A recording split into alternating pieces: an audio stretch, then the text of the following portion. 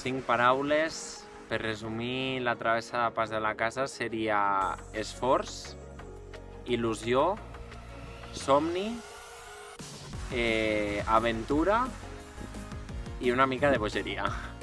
Soc el Rui da Costa, tinc 23 anys, represento Pas de l'Esport SLU, que és l'empresa que he creat per poder organitzar l'esdeveniment Travessa Pas de la Casa. Això comença al 2021 amb la idea de dir... Vaig començar a fer cursos de muntanya, una mica a tot arreu, i dic, ostres, al Pas, amb les muntanyes que tenim i els paisatges, per què no faig una allà?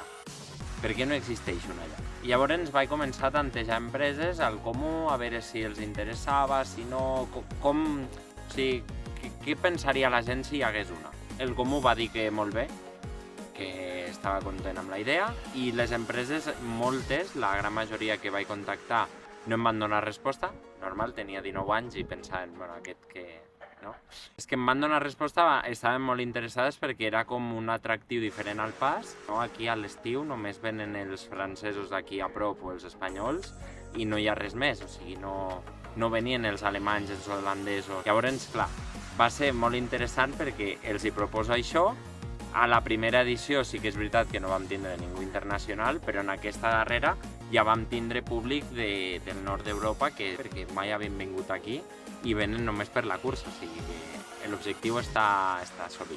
A la primera edició de la Travessa Pas de la Casa, al 2022, 14 d'agost, vam tindre 3 recorreguts, 3 quilòmetres, 5 quilòmetres i 10 quilòmetres, i vam arribar a 160 participants. A la segona edició, 13 d'agost 2023, vam arribar a 238 participants amb els mateixos recorreguts. A la tercera edició vam afegir-hi un recorregut nou.